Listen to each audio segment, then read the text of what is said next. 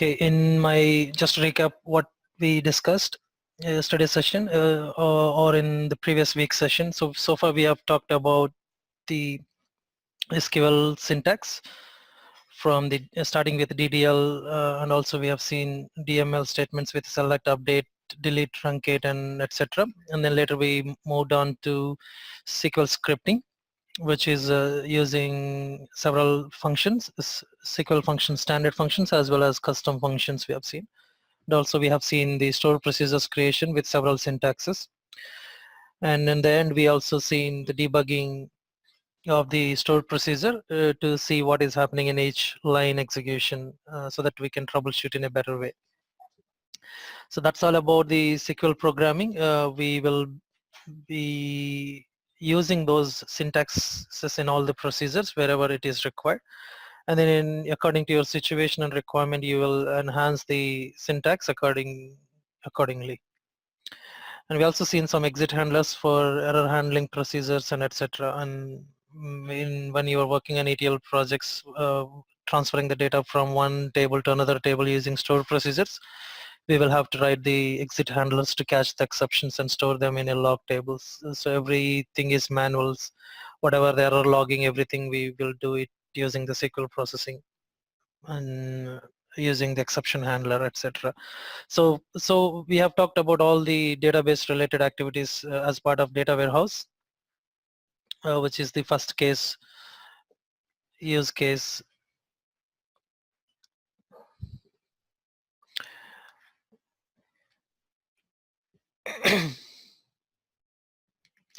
Which is the first use case we started with, which is native HANA data warehouse.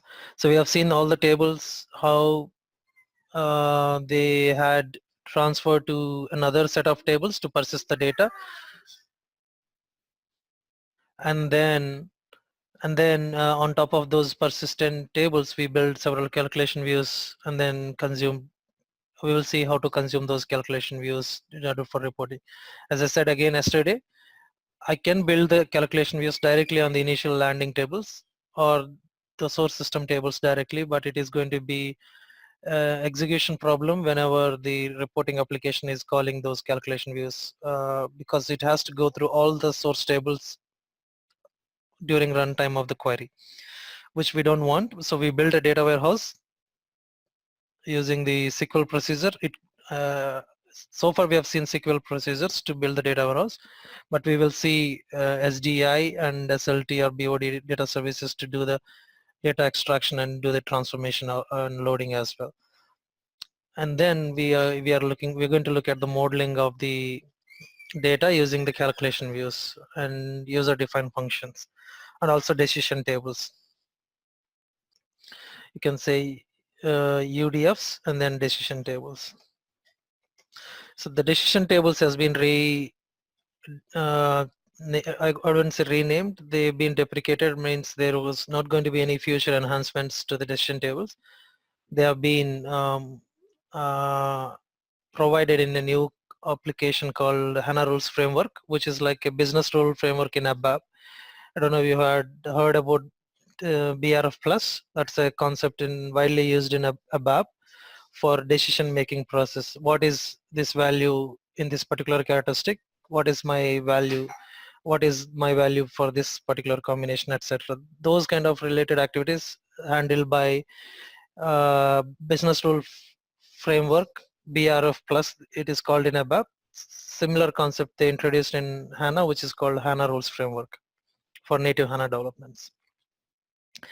So we're not going to see the HANA Rules Framework. It's a new concept. I haven't got enough exposure towards HANA Rules Framework, but I can provide basic introduction to that as part of my modeling documentation. But in future, when you're working in modeling, you will see a lot in the HANA Rules Framework instead of decision tables. Decision tables are still supported, but in maintenance, not going to be having any further enhancements or updates to it. Okay, now we are seeing this part of building modeling techniques on top of the database tables to get the required analytical model which can be consumed by the reporting applications. So I'm building an true analytical model here based on the database tables by using calculation views, user-defined functions, and then decision tables, etc.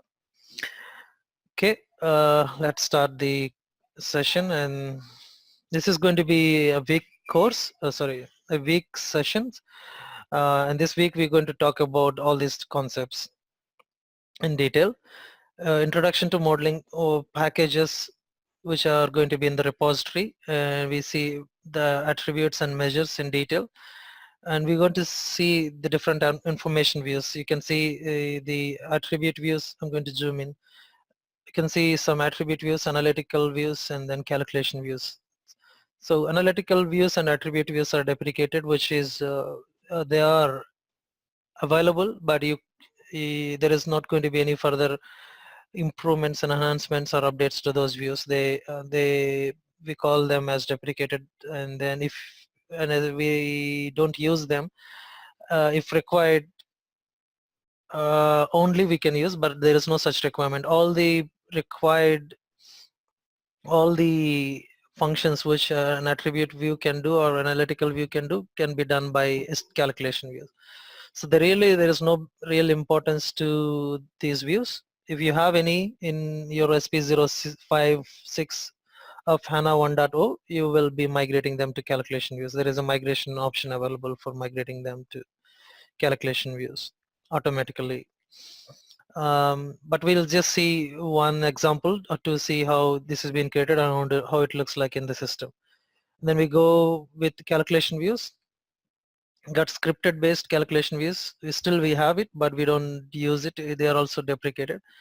In the place of script based calculation views, we got user defined functions. We're going to see them there. And then we also have graphical calculations views, which are very popular and widely probably would have seen in many places of the graphical calculation views. And then we have analytical privileges, so which is used for filtering the object based on certain data restrictions. We have normal privileges which are going to be addressed by security team. It is not going to be based on certain data set. It is going to, the general authorization related thing is going to be based on your profile, your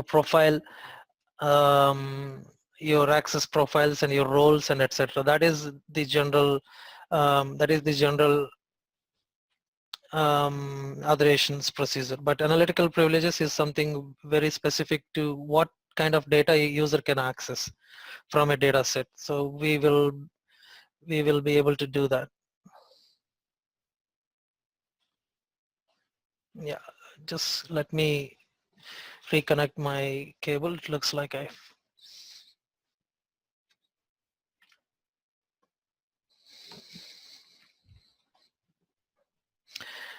should be better now. If you have any other still ongoing issue, just let me know. Okay, so we're going to see the analytical privileges to restrict the data according to the business user and what data he can or she can choose to output as an output. And yeah, we already seen the stored procedures. We will see some of the stored procedures which can be used in analytical in the analytics. And then finally decision tables, which are deprecated and they are going to be replaced with HANA rules framework. We will just touch base on this one to get the introduction, but we will not go into the details of it. So while doing the calculation views, we will see a lot of functions of the calculation views in terms of input parameters, currency conversion, unit conversions, and we also see dynamic joins.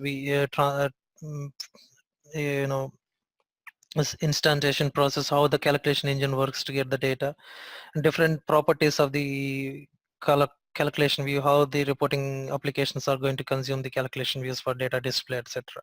So we're going to see more details in calculation view when we move on to the topic. Okay, and I also said, let me give some more introduction, just more introduction. The screen I'm opening here is a live HANA sidecar scenario. This is a traditional RDBMS. It could be any system, your ECC system, or it could be IBM DB2 Oracle, any of the system. In this screenshot, it is showing as Business Suite application, which is your SAP system, SAP ECC system. But it could be anything. That's what I'm saying. And then you can use real-time replication server SLT, which is to replicate all your physical tables of your system into a separate HANA database. This is a database, just a database, and there's nothing in it. You purchase the license for a database, and then just you create views on top of those physical tables and do the reporting on top of those. You can do this in the same system itself by creating the HANA views in here itself on the physical tables of SAP ECC system. If it is HANA system, currently it is not HANA system, so it's a traditional RDBMS. It is ECC running on any other system, and then in those cases you take the data into a HANA system, and then the tables are now in HANA, and then you create the calculation views, and then on top of that you provide the reporting application. So this is called sidecar HANA Live architecture. So if your source system is also a HANA system, then you can have your HANA views directly created on there, and then you can consume the reporting analytics directly there. So that is called ECC analytics. You can call ECC analytics. That is where you directly build your views on top of the tables and then consume it in the analytical application. That is ECC analytics, but there was not gone anywhere. It was, as I said yesterday, HANA Live in ECC system sidecar did not go well, and HANA Live did not go well. So that's why they introduced in S4 HANA, with instead of the calculation views in the database layer, they introduced something called ABAP CDS views, which are going to be used in S4 HANA ECC system to consume and reporting during the S4 analytics. Okay. So there could be multiple situations where you build the HANA views. It could be directly on your source system, if it is a HANA system, or take the data into another HANA system and build the views on those replicated tables, and then finally consume by reporting application. Okay. So that's the modeling process workflow. You got source data and then provision data by using SLT or data services or smart data integration or smart data access, one of the three tools, and then get the data into HANA, and then on top of the tables create information models. These are not database views, these are information. There is a difference between information view and the database view. The database view is not analytical and not going to be executed by calculation engine. It is not smart. Your database view is like just joining the database tables, whatever you define in SQL. Whatever you define in SQL, it's plain SQL engine which is going to handle the database views when you're running. They're not optimized for analytical purpose. So the information models or the calculation views are optimized for calculation engine, and then it knows how to execute them in a faster way. We will see them in detail, how the calculation is going to execute the calculation views or information views to get the required output with less joins and less filters and etc. And then you deploy them as in the database object, and then you consume by using the BICS or MDX, whatever the connection you use for the reporting and applications. So that's the process of your HANA data warehousing and analytics. So the same thing which I explained here in a directional way. So this is very important. Understand the data flow first, and then the objects are really, when you go into the object, you will see the navigations and then find out the options, etc. And so concept first, and then concept of each object is also important. Where do we use those, and what kind of scenarios we use, is also important. Then navigations are, you can just figure it out whenever you take the videos or whenever you see the time for getting it to it. So let's let's start with the object creation and see several scenarios. So the first thing is I'm going to use is going to create is attribute view. Let me go to my system.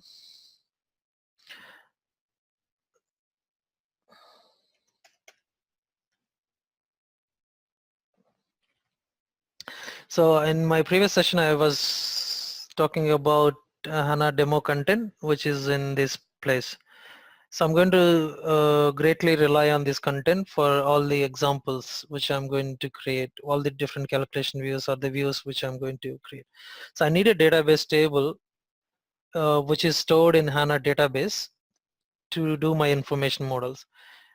So these are the tables which I have got in for the demo content for the training purpose, SAP has given it. But for in the project, you will be extracting the table. You will be extracting the data from certain tables in ECC if it is your source system is ECC, or if you are having other source systems, you will be extracting using other techniques and then store them physically in one of the schemas. And then once they are available in those schemas, you will be accessing those tables with respect to those schemas and to the views. And you build a model, analytical model in there. Okay, so for now, since I did not start data provisioning, I wanted to use this demo content for my analytical model purpose. And then once the data provisioning is done, you can see how you can just rearrange your examples to the other tables which you have got from the data provisioning option. Okay, now this is the schema I'm going to use for my objects creation. So far, in my previous sessions I was working in only the catalog section, which is your runtime object. You see, understand the difference between runtime and design time. Design time is something when you are working in a project. If you're from any ETL background, BODS or Informatica, you will be working on a repository kind of thing where you develop your objects and then you deploy those objects into the database later. They're not runtime objects until you deploy them as the database objects. So something very similar concept here. All your design time objects, whatever you wanted to build an object, a flow, whatever, you're going to create in content, and when you deploy it, the deployment means activate it, they're going to be available in the catalog as a database artifacts, runtime objects. So when all your reporting applications are going to be accessing runtime objects, not the design time objects. Design time objects are just for the development purpose. Once you make activate it, they're going to be available in catalog objects in a proper way for any other further use. Okay, so make sure all your developments, try to do all your developments as content, as a development object, instead of doing in the catalog. I mean, even procedures, whatever we discuss, we shouldn't be doing in the runtime object, as we have seen lately in the procedure creation, etc. Ideally, some clients, some places, they don't want to maintain the a repository in a very structured way. They can directly go and create them in the schema as a runtime object, which means you're not having the source control or versioning and etc. For better versioning, like in ABAP, right? So how do you get the version? When you write the program, you will be having a certain version stored. So if I create my stored procedure directly in the SQL window, there is no version control. So somebody is going to edit at the same time. How do I make transport? I cannot make a transport of the catalog object. There is no such option to transport the catalog objects or move these objects. So if I I have to explicitly just copy whatever I have done here and then directly do that in the quality or production system. Similarly, export or import can also work, but that is not a proper way. Export, import, and copy paste in target system is not proper way to handle a landscape related objects movement. As according to the SAP's strategy, you always have to have some object developed in development and put it in a transport, and then transport will be moved to the next system. That is how. So if you wanted to, if you have to create any object to be captured in a transport, you must do it in the content. Okay, you cannot do that in catalog, but it is not, but you still can do it in catalog. But as I said, for a small projects you can do and import export kind of related activities you can do for the further systems. Yeah.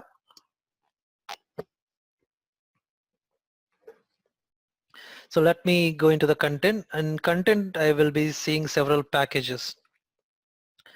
So this is like a root package, and I can create any number of packages. My modeling package, I can say description also, I can say modeling. Delivery unit is very important. Currently I did not define any delivery unit. Generally when you have a transport landscape configured, your administrator will create a delivery unit. It is like a package in your ABAP. So you capture every transport into that specific delivery unit, and then you basis will have options to move your transport by delivery unit or by transport. They according to the configuration they will do the transportation. I have a simple document how the transportations can happen in native HANA. Okay, a package is created and you can create sub packages in there, and all my activities I'm going to create in here. So let me start with new. So I'm going to create, these are the objects available for me, and I'm going to create an attribute view for, I'm going to give my name as business partner.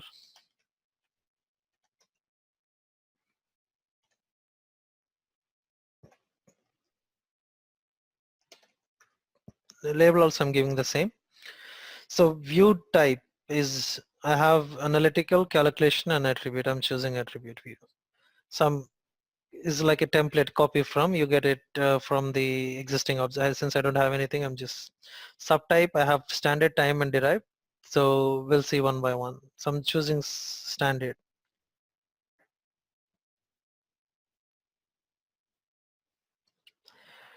So I'm going to get into a modeling perspective. This is the modeling perspective. This is my canvas, and this is my property details window, and this is my palette or canvas, whatever you call. And then all my object development is going to be in this space. So let me, what I need, this is a data foundation node for attribute views. So here I can keep all the tables which I wanted to use it for this attribute view, and then build my model. So I need demo content schema,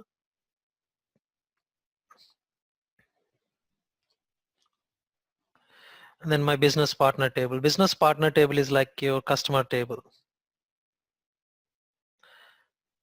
So if I want more space, I can just do this.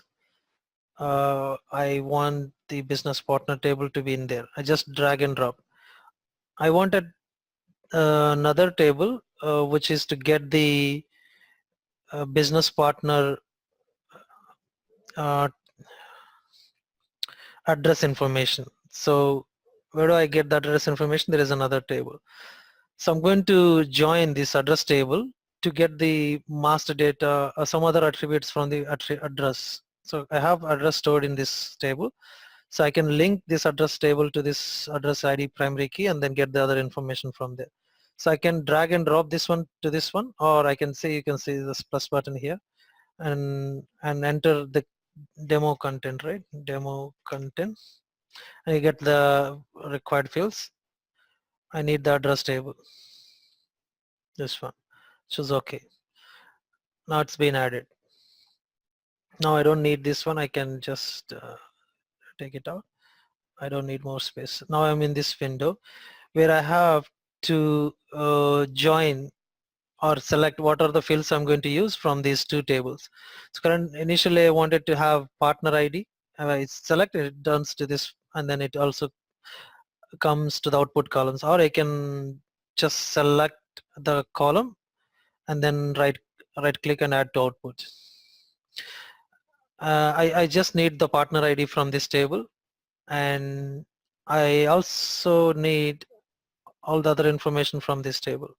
So I'm joining the address ID to this table and getting, it's like a lookup I'm doing on this address table. I'm getting city, country, region. I'm fine with this one. So as soon as I select those things, they come in the output columns. I don't need any calculated columns at this moment. So with this model, I join two tables, and then I am able to get the other two columns.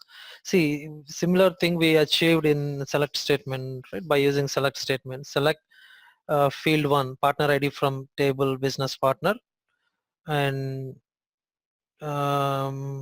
join on this table 2. Join on what? Address ID of table 1 is equal to address ID of table 2, and that's it. It's going to get the same thing, but it's a graphical way to do this, to do that. So which one you prefer? You do this graphical way so that maintenance is easy, user training is better, um, and easy for future reference. So that's about creating the, let's see what kind of join it is. If I created this join, right? So when I double click on the join, it is going to get into the details table. Let's see left table, right table. So there are several joins available, inner, left, outer, right, out. We have seen all these joins. We haven't seen referential, but we'll see it when we go on. We have seen inner, outer, and right outer. Text also we haven't seen. We will see it now today. So you know what inner join, left outer, and right. So it's very important to have left and right table properly defined when you are working on left outer and right outer. For inner, it doesn't make any difference. So it is going to get the combination of intersection of these two tables. So that's what I need now. Okay, cardinality is, so what is the cardinality between your left table and right table? I'm going to get the address from this table. So you're going to have one address ID for sure, and you will have several address. For one address ID in this table, you will get several address IDs, columns, right? Records, I'm saying, because there could be many partners who have the same address. So there may be 100 records in this table for one address ID, but you will not have the same address ID multiple times in this table because it's the primary key here. So I'm saying many records here and one record here, many to one. Cardinality, n to 1. You can leave this one and the system will decide based on the data during the execution. Okay, that's about, and say okay. Now you can see that our join is formed with the one to many, and that's it. My data foundation is completed, and then go to the semantics, and then I have to identify a primary key for this view. I'm going to choose partner ID as my primary key, and that's it. Further things we will see later. And this is my activation. So it's going to activate the object and deploy it in the database object. Is it activated? Yeah, it's activated. So now you can go to this attribute view and say data preview.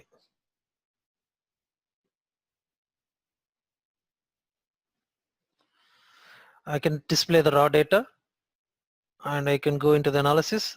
So this is your label, x-axis, y-axis kind of. I don't have any measures in this one. It's just a simple attribute view. It's like a master data view to get some dimension attributes.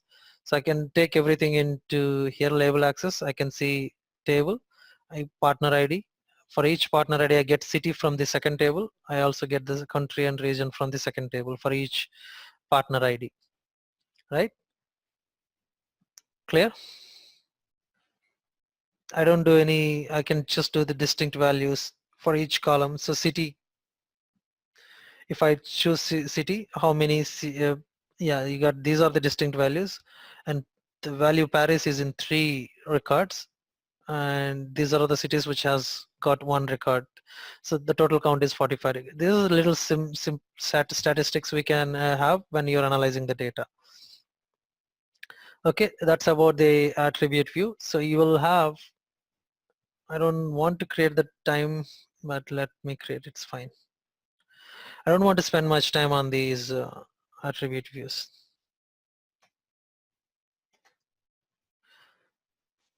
These are the, I can still achieve all these functionalities in the calculation views. That's what I'm trying to say.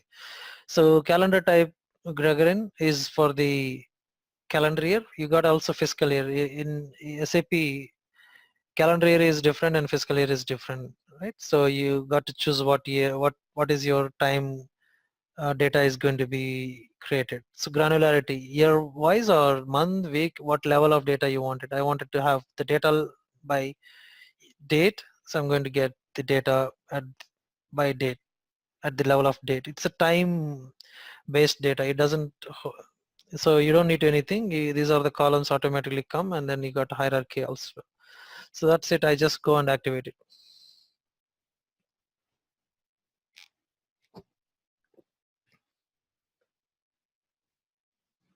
So activation completed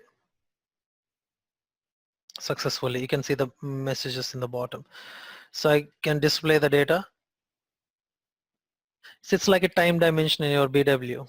Yeah, you get the data to, I don't know, for some reason I did not have the data.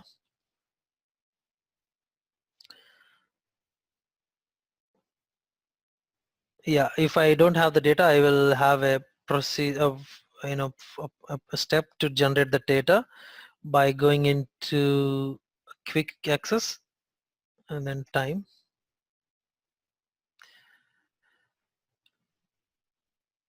generate time data.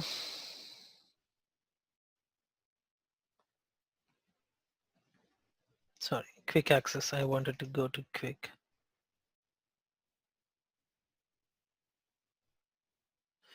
view.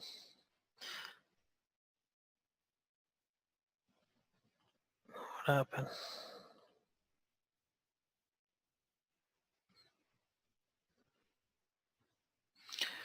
I looks like I did not configure it. I will configure it for tomorrow's session.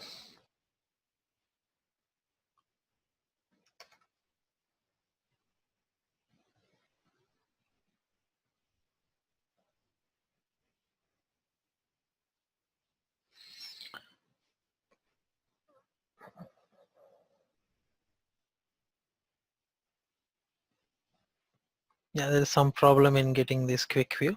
So I can generate the time data for the time-based dimension there, so that it gets to the system table called m underscore time underscore dimension. Then you will be able to see the data in there. So that's going to be, let me see what I have any data in there or not. Definitely I wouldn't have the data. Select star from m underscore time underscore dimension.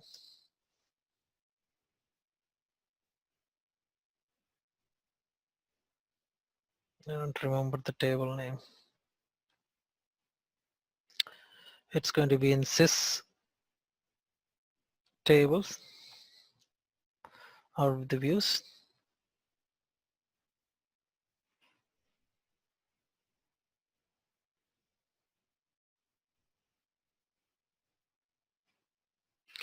It is called m underscore.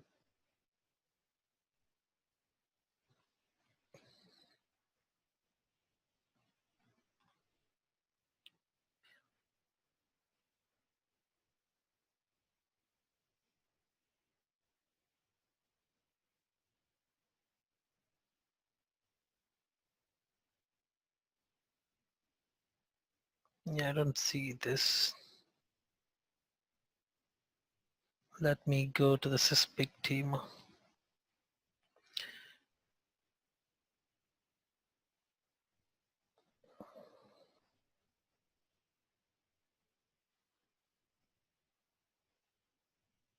Yeah, I'll find out where. I will just make a note of it. I cannot find the time data in the, I have to generate the time data.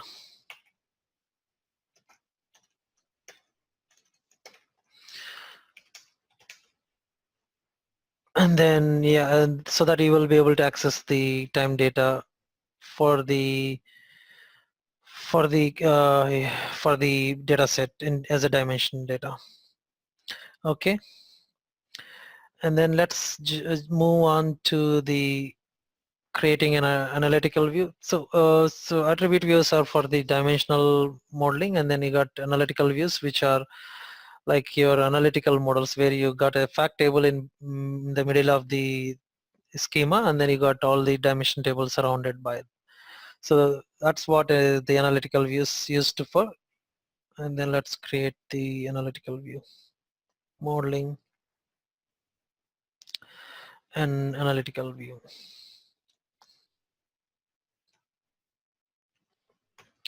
for sales order. So yeah, that's it. I am going to create the analytical view. Just finish. So it's a different layout, data foundation, and we got a star join. So in my data foundation, I will be using my transaction table, which is going to be sales order table.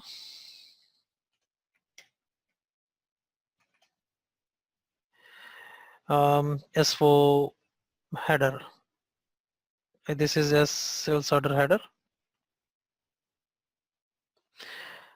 I got here, and I'm going to have several attribute views to join into this data foundation.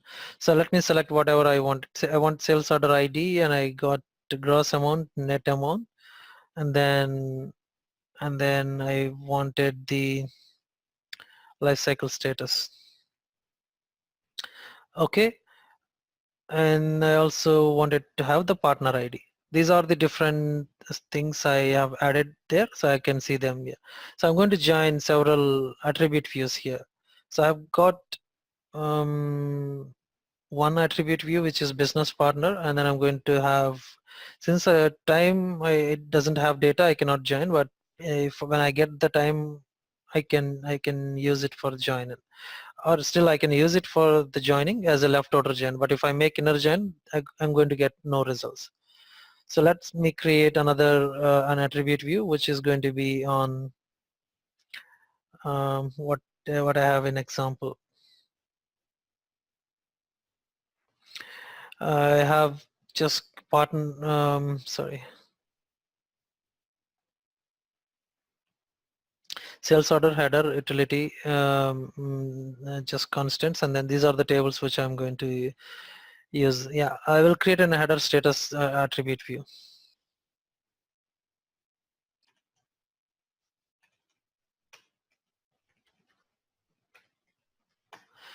Okay, that's it, finished.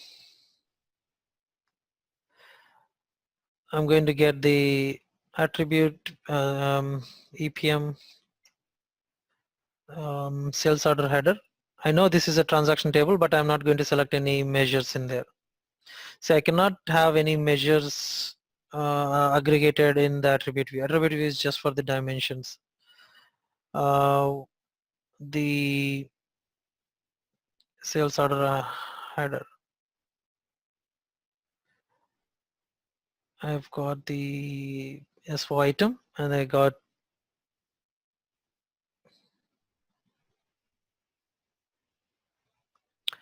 sorry, oh, I cannot see it. Conversion S4 filter.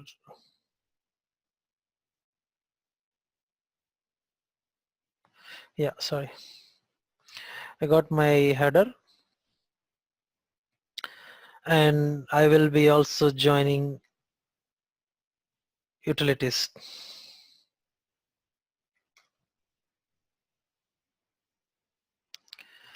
I got the utilities constants. So the constants is going to provide me the status information for all my status. So that's what I'm trying to do. So what I will do, I'm going to join my lifecycle status for each order to get the to a fixed value, and then get the description from there. So that I wanted the lifecycle status description from this table. So I'm going to sales order header and then partner ID. I'm not choosing any of the amounts, and then for the lifecycle status I'm going to get the description. Okay, so here I got language field. So what kind of join I should make is then, because when you have a language maintained in multiple languages, it is automatically, when that particular table is involved, there is automatically a text join can be enabled. So you can see the language column automatically enabled, and what language column, here I get language. So in this column I have several languages available. So instead of getting multiple languages, so it identifies what language you wanted to get. So that's the reason I'm using text join.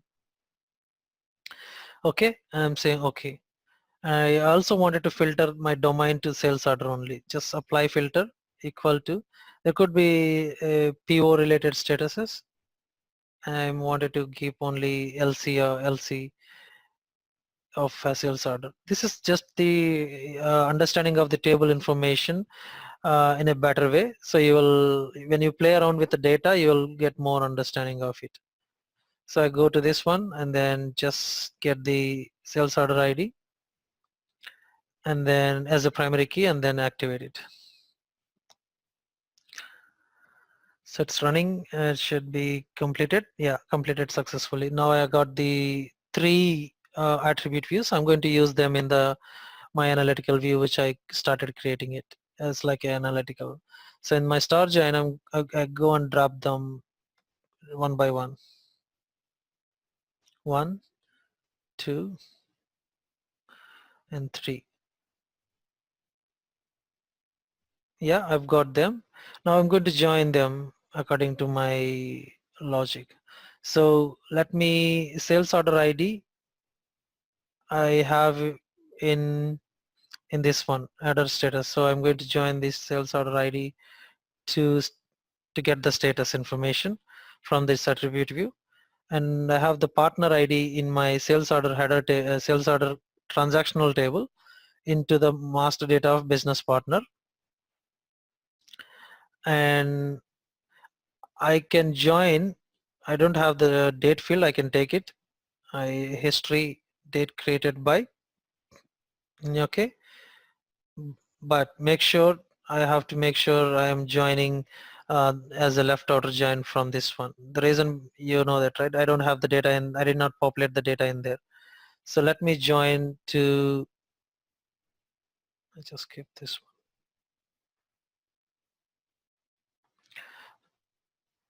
one. Date created field to date SQL.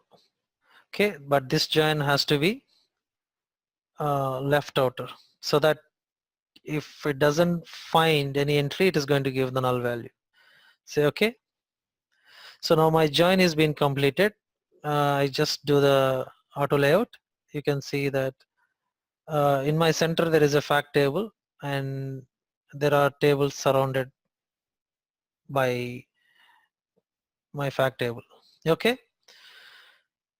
You can have number of tables. I don't know the maximum number of tables you can put it in analytical view. So this is analytical model. So star join is one time all your fact table is surrounded with all your master data things, and then joined. And then in your semantics, I give more on a representation to this. What is your type? So this is your sales order ID, right? So is it a attribute or measure? This is an attribute. So I choose attribute, and it gets, I mean, it automatically done when you activate it. So I try to activate it.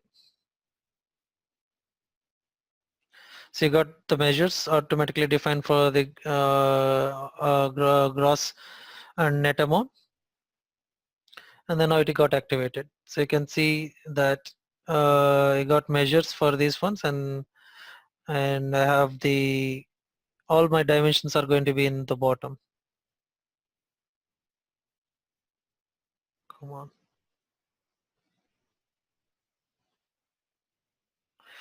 So I have partner ID taken from the source, what is the business partner, as a, and it is also part of the key because it's a dimensional. You cannot avoid that in attribute view. It has to be a key there, and then all the keys of the attribute views will be part of your key in the analytical model. It's like when you're working in cube.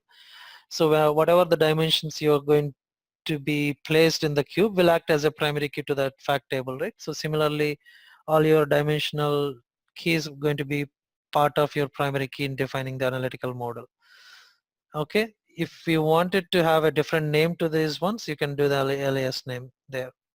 I'm fine here. I activated it. I'm going to see the data now for the analytical view. I'm going to see here.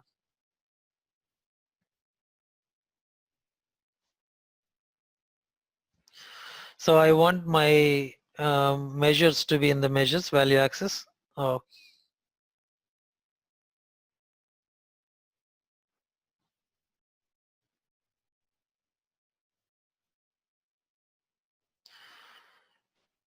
okay.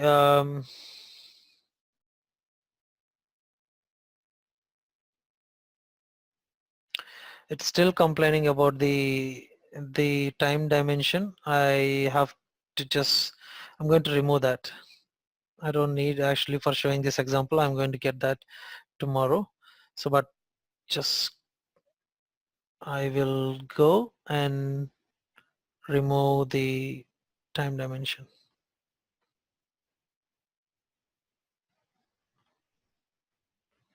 Yeah,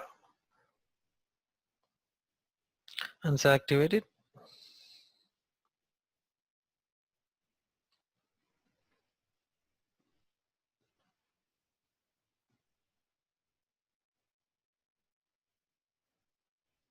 Oh, it's still there.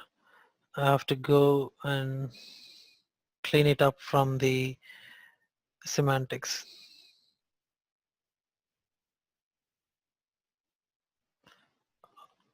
Oh. Okay, now I understand. So I actually taken the created by field, not the created on date. So that's the problem. You see that in my here I took the created by, not the created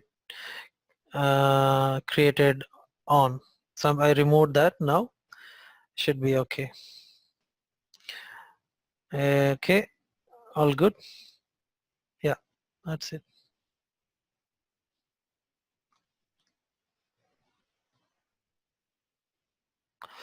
It's done. And data preview.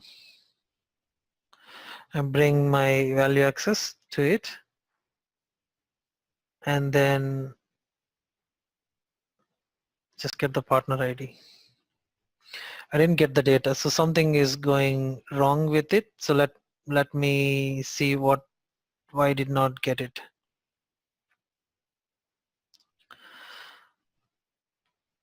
So my partner ID is joined to the partner ID from the table, which is fine.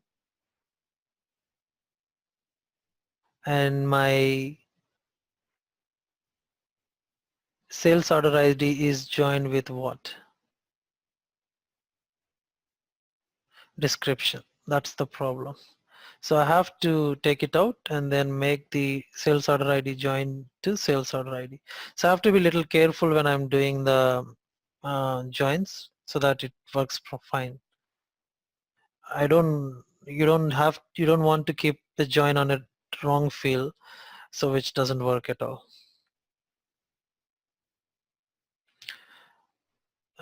Completed successfully. And then go to this and then refresh it. Now I got the data. So I got the gross amount, net amount by partner. So I can go and do the chart. I don't want to the partner ID. I can go, I wanted to see by city. So you can see the amount based on the city. You can switch to country by removing it, and then you can see them, and you got the table format, you got the grid, and you got the charts. You can do some kind of all kind of little simple analysis you can do itself without going into the reporting application. So one more thing when you're defining the analytical view, um,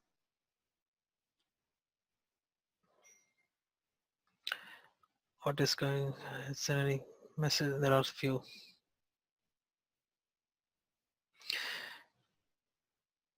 So that's the mapping issues I think you guys observed, but yeah, I understood now. So when I will make sure the screen is bigger. Next time I will minimize all the, I can actually take out all the settings to whatever the canvas where I'm working so that I can clearly have proper um, space to properly join the tables together so that we can get the better results without going back and forth. Okay. Okay. And also one thing we wanted to look at is when you're defining the analytical view in the view. So let me go there, and the join all my the measures are going to be aggregated automatically. They are going to be in aggregated columns, and then default the aggregation is going to be summation for those measures. If you want it explicitly changed, you can change it to the max, min, and etc. We will see those examples when we go to the calculation view, because I'm not spending more time in the analytical view and attribute view, but I've just shown simple examples how to create an attribute view and how to create an analytical view and join them together to do the reporting on top of those. So this is going to be your sales order analysis analytical view, and then when you report on this view, you will be able to do all the analytics there. Okay, so that's about the two views, and tomorrow we're going to see the calculation views. That's the main topic for the next couple of, or actually 2 to 3 days. In the calculation views, we're going to see several nodes in join, aggregate, rank, union, and there are a lot of other functions also. We'll have to see the properties, SQL engine, calculation engine. Why do we need to choose SQL engine and calculation engine? And and also we have new calculated columns, new restricted columns, counters, input parameters. How do we use in several places to parameterize the data? And we have variables, difference between variables and input parameters. You got hierarchies, currency conversion, refactoring the views from one package to other. The whole bunch of things we will be covering. It's all you can also see them in the Hana modeling documentation of Hana reference, standard documentation, and you also find them in the certification guide of HA 100 and HA 300. These books pretty much we cover in detail for the modeling part for the next 6 sessions. Another thing here, when I created this runtime object, is going to create a catalog object, so that's what I wanted to show. All the catalog objects are going to be created in sysbig schema. Sysbig schema, it's a very important schema when you are working on Access Classic. That's what we are doing. When you move on to Access Advanced, there is no such schema which is going to hold all your database objects. So there is a lot of transition process going to happen when you migrate to Texas Advanced, which is in HANA 2.0 space 02. There is no such thing called sysbig schema to own your objects. There is going to be a lot of effort in terms of creating the synonyms for this big schema for existing objects to refer to the reporting analytics. That's a big process. We will see in the end of the course during then. So, but each for now in XS Classic so far, for each model you created there, they're going to be created several um, column views in there. So you can see that this is my column view for analytical view I created. So if I put the SQL window and then drag this analytical view and then select star from this analytical view. Yeah, I need to, there are some aggregated columns defined, right? So you know what should I do? If I have several aggregated columns in the model or any, and when I'm doing select, I should specify all those in group by. So if I'm choosing only one column, let's say just the gross amount, is that the field name? Gross amount, yes. If I'm choosing only the gross amount, that's fine. I don't need to do the group by. You understand what it is complaining? Because you know the SQL syntaxes, right?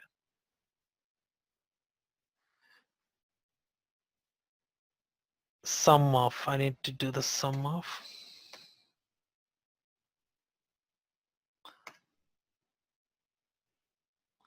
Okay, this is the total. If I have to use any other characteristic here by company code, I have to group by. You know that, right? That's the same simple syntax. Let me try country.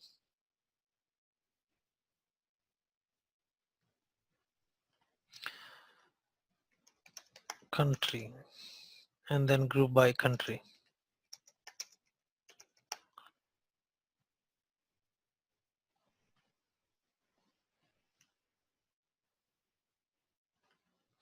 So now I get by country wise sum. So this is the SQL engine processing, but when you run the calculation view, okay, this is my calculation view from analytical application. Calculation engine is going to run your processing, and that is little different, not like this. And we will see how that calculation engine is going to run uh, the calculation view to get the output. It's very smart. It is not just like what SQL engine does. So it knows what columns to be picked from what node, which node, each and every node. We will see that in the calculation view creation in detail. So that's about the calculation view. So for the reporting guys, for the analytic people, we give this name, sysbig sales order. So this is the runtime object for the calculation view I built there. So that means I can access this in the select. I cannot access that calculation view which I created with the name ZA, I don't know what, ZALV. I cannot write select on this view name, the view name which I'm showing here. I can only do the select on the database artifact, which is runtime object, which is what actually created in the database. So this is what I meant as database artifact and runtime artifact. What is in the catalog is runtime, content is your design time. Any questions? You see, the cardinality means the relationship. So for one record in your right table, how many records you're going to have in your the left table. So you may have 1 to 1 or you may have 1 to n. It depends, right? So if your transaction table is on the left side and your master data table is on the right side, so you always have for customer ID, you will always have customer ID map from the master ID. So whatever the journey you make, inner or left outer, but the cardinality is always going to be n to 1 because you will have several customer IDs in transaction table for one customer ID. The reason is you got sales order number 9001, customer C1, and 9002 also another transaction, maybe the same customer, sorry, same customer. Similarly, there could be 100,000 transaction performed by customer ID. So when I'm joining the customer ID table, so my cardinality is for one customer, but I will not have C1 many times in my right table because it's a primary key in this master data. So this is one to many cardinality, or sorry, n to one cardinality, many to one cardinality. When you're joining, yeah, if you don't define it, your calculation engine is going to define the cardinality based on the data what you have in these two tables. Okay. Yeah, we will, no, don't worry about the settings. We will see each setting in the calculation views slowly. I have gone little faster in the attribute view, analytical view, just because they are absolute now. They don't have any importance. All the functionalities of those views can be done in the the calculation views. So that is going to be our next interesting topic for the next two to three, almost entire modeling is going to be based on that. I'm applying, I'm uploading another document, which is the um, HANA modeling high level overview. This document is not a detailed document. It's from the product management. So get a very high level pictures, a very high level, simple understanding of what is view or how the joints look like and etc. It is early to go through this one. It also shows to access HANA Studio modeling perspective, how to access it, navigations. And in the modeler perspective, what are the different panes you will see, simple nav screenshots grouped together. Getting started with modeling.